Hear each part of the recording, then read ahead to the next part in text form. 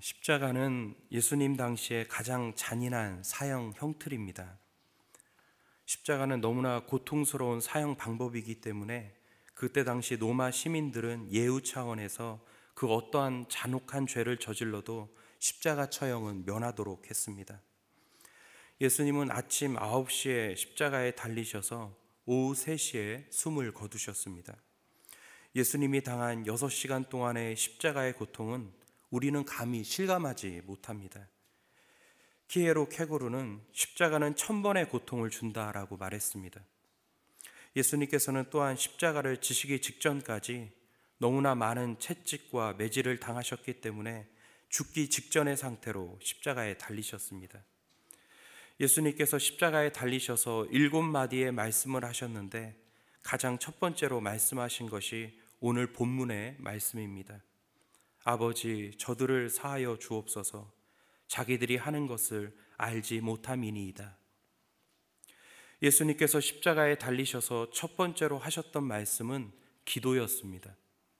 이 기도는 자신을 위한 기도가 아닌 남을 위한 기도였고, 죄인을 위한 기도였고, 자신을 십자가에 못 박은 원수를 향한 기도였습니다.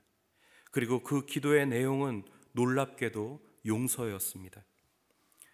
우리는 십자가에 달린다는 것, 이것이 얼마나 큰 고통인지 실감하지 못하기에 이 기도가 얼마나 위대한 기도인지를 우리가 잘 알지 못합니다. 사람이 극한 고통을 겪으면 아무 생각을 못한다고 합니다. 아프다는 것 외에는 아무 생각이 안 나는 것입니다. 십자가의 고통은 우리가 당하는 고통 중에 최악의 고통입니다. 그 끔찍한 고통 속에서도 예수님 입에서 나오는 말씀은 용서의 기도였습니다.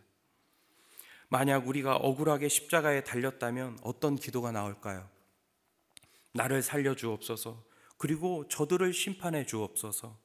이런 기도가 나올 법도 한데 예수님은 자기를 십자가에 못 박은 제사장, 유대 군중들, 로마 군인을 위한 용서의 기도를 하나님께 드리셨습니다. 사람들은 정말 잔인합니다. 예수님을 십자가에 못 박은 군인들은 예수님의 옷을 서로 제비 뽑아 나눠 가집니다. 십자가에 잔인하게 못 박고서도 자기 입속 챙기기에 바쁩니다. 그리고 조롱하기 시작합니다. 죄 없는 분을 십자가에 못 박았으면 이젠 됐잖아요. 십자가에 참혹한 고통을 주었으면 이젠 됐습니다. 이 정도 했으면 들었던 돌멩이도 놔야 됩니다. 그런데 잔인하죠? 십자가에 달린 예수님을 조롱합니다. 예수님은 이것까지도 다 용서해달라고 기도하십니다. 예수님은 산상수훈에서 내 원수를 사랑하고 너를 핍박하는 자를 위하여 기도하라고 말씀하셨습니다. 그렇게 말씀하신 예수님 자신이 그 말씀을 지키신 것입니다.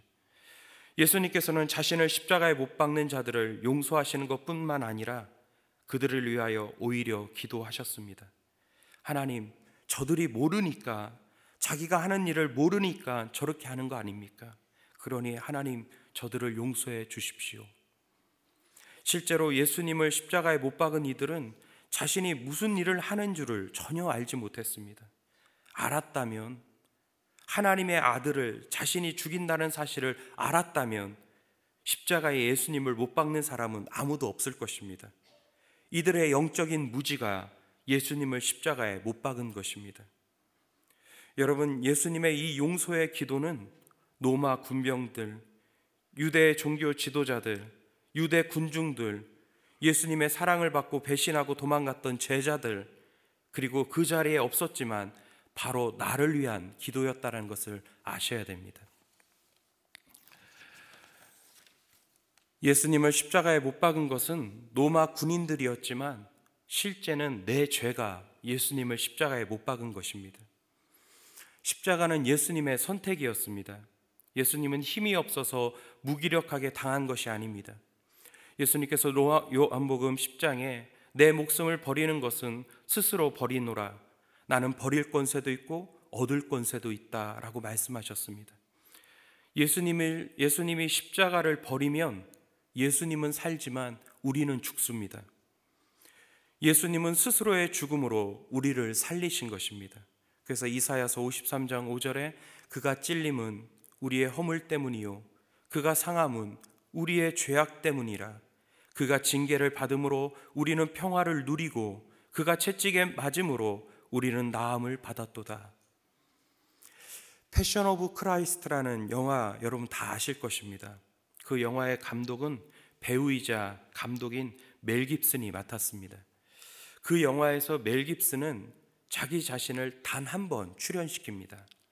얼굴은 나오지 않지만 그의 손이 나옵니다. 예수님을 십자가에 못 박는 장면에서 망치질하던 로마 군인의 손이 실제로 멜 깁슨의 손이었습니다. 결국에 예수님을 십자가에 못 박은 것은 로마 병정이 아닌 바로 나 자신이고 나의 죄가 예수님을 십자가에 못 박았음을 보여주고자 그는 자신의 손을 들어 예수님을 직접 못을 박은 것이죠. 예수님의 십자가상에서의 이 용서의 기도는 저와 여러분을 위한 기도였음을 우리가 다시 한번 알아야 됩니다. 예수님께서 드린 이 용서의 기도는 하나님께서 빠르게 응답해 주셨습니다. 먼저는 예수님과 함께 십자가에 달린 강도가 구원받았습니다. 예수님과 함께 달린 옆에 있던 강도가 예수님의 용서의 기도를 듣고 감동을 받습니다. 죄를 지어서 십자가에서 죽게 되는 자기도 억울한데 예수님은 얼마나 억울하실까? 그럼에도 자신을 조롱하는 저들을 용서해 달라는 기도를 하고 있는 예수님을 보면서 이가 감동을 받습니다. 또 예수님이 죽고 난 다음에 거기에 있던 로마 백부장이 예수님을 인정합니다. 마가복음 15장 39절, 예수를 향하여 섰던 백부장이 그렇게 숨지심을 보고 이르되 이 사람은 진실로 하나님의 아들이었도다 하더라. 로마 백부장은 수많은 죄수들을 처형한 사람이고 그렇게 많은 사람을 죽인 사람입니다. 그럼에도 예수님의 죽으심 앞에서 그는 예수님은 하나님의 아들이라고 고백한 것입니다. 하나님께서 예수님의 용서의 기도를 들으시고 이 백부장의 마음을 터치하신 것입니다. 그뿐만 아니라 수많은 군중들이 예수님이 죽고 나자 가슴을 치며 자신의 죄를 뉘우치고 돌아갑니다. 또 50일이 지난 후에 오순절날 성령이 임했습니다. 성령을 받은 베드로가 뛰쳐나가서 복음을 외쳤습니다. 너희가 죽인 예수가 그리스도이고 부활하셨다라고 선포했을 때 수많은 사람들이 어찌할꼬 하면서 베드로에게 나왔습니다. 그때 베드로가 말하기를 죄를 지은 것을 회개하고 죄사함을 받으라 라고 말합니다. 그 말에 3,000명이 넘게 구원을 받습니다. 또 사도행전 6장에 보면 허다한 제사장의 무리도 예수님을 믿었다라고 말합니다. 이 제사장들은 불과 얼마 전까지만 해도 거짓 재판으로 예수님을 죽게 하는데 가담했던 종교 지도자들이었습니다. 하지만 이들이 구원을 받습니다. 어떻게 이런 일들이 일어납니까?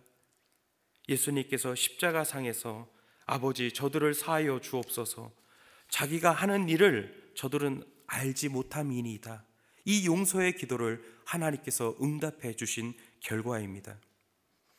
그리고 예수님의 이 용서의 기도는 유대인뿐만 아니라 로마 군인들뿐만 아니라 우리에게도 응답이 되었습니다. 그래서 우리에게도 구원이 임한 것입니다. 우리가 지은 죄가 많지만 배신하고 불순종하고 하나님과 사람들 향해 분노하고 내가 하나님이 되어서 사람들을 마음대로 재단하고 판단하고 이렇게 많은 죄가 있는 죄인이지만 주님은 우리를 다시 정결케 하시고 새날을 주신 것은 예수님이 십자가상에서 이 용서의 기도를 드렸기 때문에 가능한 것입니다. 여러분, 용서는 기적을 일으킵니다. 사람을 변화시킵니다. 하나님은 용서의 기도를 응답하시기를 지금도 기뻐하십니다. 예수님의 십자가상에서 드렸던 이 용서의 기도는 이제는 우리가 해야 됩니다. 이 용서를 우리가 해야 됩니다. 그리고 우리 역시 이 용서의 길을 걸어야 되는 것입니다. 하지만 여러분, 용서가 결코 쉽지가 않습니다. 막상 문제와 어려움에 당면하면 실제로 하기가 어려운 것이 바로 이 용서입니다. 하나님께서 우리를 용서하시는 것은 우리를 사랑하셨기 때문입니다. 사랑하는 만큼 이해합니다. 그리고 이해하는 만큼 용서합니다. 사랑의 절정이 용서입니다. 십자가의 사랑이 바로 용서로 나타난 것입니다. 하지만 우리에게 이런 사랑이 없습니다. 저도 때로는 내 마음을 조절하는 장치가, 그런 기계가 있다면 내 안에 있었으면 좋겠어요. 그래서 사랑이라는 버튼을 누르면 내 마음에 사랑이 생기고, 감사라는 버튼을 누르면 내 마음에 감사가 저절로 생겨났으면 좋겠습니다. 그런 감정을 조절하는 장치가 있었으면 좋겠어요. 우리가 이런 사랑이 없기 때문에 늘 기도해야 됩니다. 우리는 오해받기도 하고 내가 실수해서 상처를 주기도 합니다. 그때마다 기도해야 됩니다. 마음을 바꿔달라고 기도해야 되고, 상황도 바꿔달라고 기도해야 되고, 원망과 미움을 자꾸 하나님께 올려드리는 기도를 해야 됩니다. 그리고 용서가 얼마나 가치 있는 것인지를 우리가 알아야 됩니다. 여러분, 용서라는 것은 첫 번째로 우리 안에 참 기쁨과 참 해방의 자유를 우리에게 허락해 줍니다. 미움은 우리를 고통과 분노로 가두어 버립니다. 용서할 만한 일도 용서하지 못하게 만듭니다. 그래서 억울함과 분노로 자기 자신을 괴롭히며 살아갑니다. 요즘 하늘, 꽃, 산, 들 바라보면 얼마나 예뻐요. 얼마나 아름답습니까? 지금 벚꽃이 한창인데 이렇게 차를 운전하다가 보면 벚꽃만 봐도요, 마음이 참 좋습니다. 얼마나 아름다운지 몰라요. 하지만 우리 마음에 미움이 가득 차 있으면 아름다운 것들을 보아도 전혀 아름답게 보이지를 않아요. 우리 마음에 미움이 가득 차 있으면 감정 판단력이 다 망가져 버려서 밥맛도 없어요. 피곤해도 밤에 잠을 잘 이루지를 못합니다. 옳은 말을 들어도 귀에 들어오지 않습니다. 복수하고 싶고, 또 복수를 못하면 쓴뿌리로 우리 마음의 상처로 남아서 끊임없이 고통 속에 살아가게 만듭니다. 여러분, 우리가 매일 일용할 양식을 구하듯이 날마다 용서할 수 있는 힘을 구해야 됩니다. 용서해야 하지만 또 반대로 나도 용서받아야 될 사람입니다. 하나님 앞에 단 하루도 용서받지 않고 하나님 앞에 설 수가 없습니다. 우리는 하나님께 많은 기도를 합니다. 돈이 필요하고 건강이 필요하고 형통이 필요합니다. 하나님, 이것들을 좀 주십시오. 이렇게 기도합니다. 그때마다 하나님께서 우리에게 말씀하시는 세미한 음성을 들으셔야 됩니다. 많은 경우 우리에게 하시는 말씀은 이 말씀인지를 모릅니다. 너에게 진짜 필요한 것은 용서야. 용서가 너를 정말 치료해 줄 거야. 용서하고 용서를 구해야 된다. 어쩌면 하나님께서 우리에게 이런 음성을 들려주실지 모르겠습니다. 여러분, 우리가 용서할 때 우리가 삽니다. 그리고 우리가 용서할 때, 그리고 그 용서를 구할 때 고통과 분노로부터, 나를 묶고 있는 것으로부터 진정한 자유함과 기쁨을 얻게 되는 것입니다. 때로는 나를 위해서 기도해야 됩니다. 미움을 오래 놔두면 배설물을 계속 뱃속에 넣어두고 사는 것과 같습니다. 그러면 장도 썩고 내장도 죽습니다. 내보내야 돼요. 상처 덩어리, 원망 덩어리, 미움 덩어리를 내보내야 내가 삽니다. 과거를 과거로 보내야 됩니다. 복수할 권리를 하나님께 맡기셔야 됩니다. 거기서 진정한 자유와 해방의 기쁨이 있습니다. 어린 자녀가 오물을 삼키면 아기 입에 손가락을 넣어서 악착같이 그 오물을 끄집어 내려는 그 엄마의 진념, 여러분 잘 아시죠? 그것이 엄마의 사랑입니다. 또 그것이 우리를 향한 하나님의 사랑입니다. 내 안에 잘못된 이 미움의 오물들, 원망과 분노의 오물들이 내 안에 집어삼켜서 그것이 나를 죽이는 건지도 모르고 그것을 집어삼켰을 때 하나님은 억지로라도 손가락을 넣어서라도 그것을 끄집어 내려고 하는 그런 마음이 바로 하나님의 마음인 것입니다. 왜 그래요? 그래야 우리가 살기 때문에 그렇습니다. 그래야 신앙의 진정한 기쁨과 감사와 평안을 맛보기 때문입니다. 둘째로, 용서라는 것은 우리의 미래를 열어주는 힘이 됩니다. 죄는 우리 인생을 망가뜨리지만 십자가의 용서가 있기에 우리는 살아날 수 있고 회복될 수 있는 것입니다. 용서가 있다는 것이 아주 큰 소망입니다. 요셉이 국무총리가 되었습니다. 형제들이 그를 구덩이에 집어넣고 팔았던 그 배신, 20여 년 동안 받았던 그 고통, 다 말할 수가 없습니다. 성공한 사람에게 가장 큰 유혹은 복수심입니다. 그 높은 자리에 올라갔을 때 복수하고 싶은 욕망, 힘도 있고 권력도 있습니다. 하지만 요셉은 다 용서합니다. 요셉이 형들을 20년 지나고 다시 만났을 때 과거에 매여있던 발언을 전혀 하지 않습니다. 요셉이 수년이 지나 드디어 형들을 만났을 때 첫 번째로 물어야 될 질문이 있다면 이거 아니겠습니까? 왜 나를 팔았냐고. 왜 나냐고. 당신들이 나를 판 후에 내 삶이 얼마나 망가졌고 고통스러웠는지 당신이 아냐고. 형들이 어떻게 동생을 팔 수 있냐고. 하지만 요셉은 이런 질문을 하지도 않고 과거의 이야기를 꺼내지도 않습니다. 그리고 하는 말이 앞으로 흉년이 5년이나 더 남았습니다. 아버지와 모든 가족을 데리고 오십시오. 내가 이제부터 아버지와 가족들을 돌보겠습니다. 너무 못 먹어서 지금도 결핍할까 걱정이 됩니다. 빨리 모시고 고센 땅으로 오십시오. 요셉은 과거보다 더 중요한 현재에 초점을 맞추고 있고 현재를 뛰어넘어 미래를 향해 말하고 있음을 알 수가 있습니다.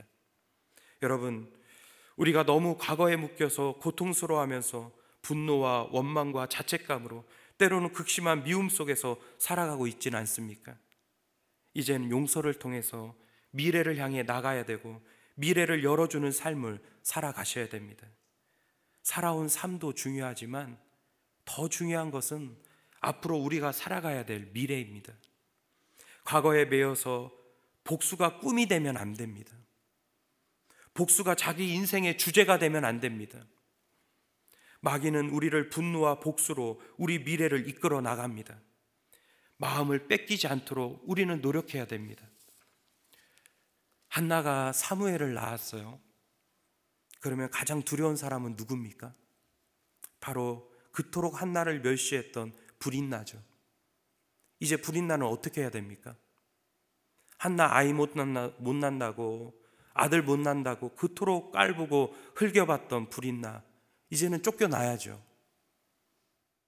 그럼에도 성경은 이렇게 얘기합니다. 다 함께 예배드리러 성전에 올라갔다라고 말씀합니다.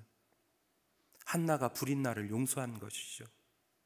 한나가 원수를 원수로 갚지 않았던 것입니다. 요셉이 두 아들을 낳았을 때 므낫세와 에브라임을 낳고 나서 야곱의 집안의 일을 잊었더라라고 말씀하고 있습니다.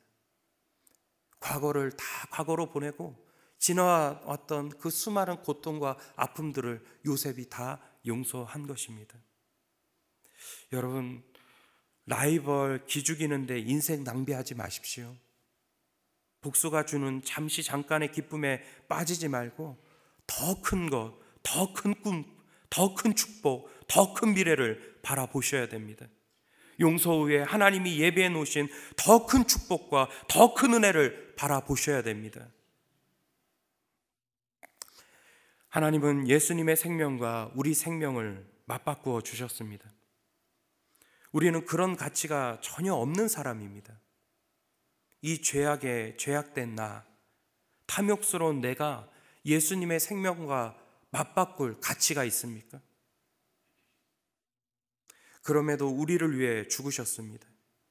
이것 때문에 눈물이 나요. 십자가는 우리가 견딜 수 없는 사랑의 무게입니다. 우리 모두는 이런 하나님의 사랑을 입은 자들입니다. 그렇다면 우리도 예수님처럼 용서의 길을 걸어가면서 나를 묶고 있는 것으로부터 자유함을 누리고 밝은 미래를 열어가는 우리 모두가 되기를 주의 이름으로 축원합니다. 기도하겠습니다.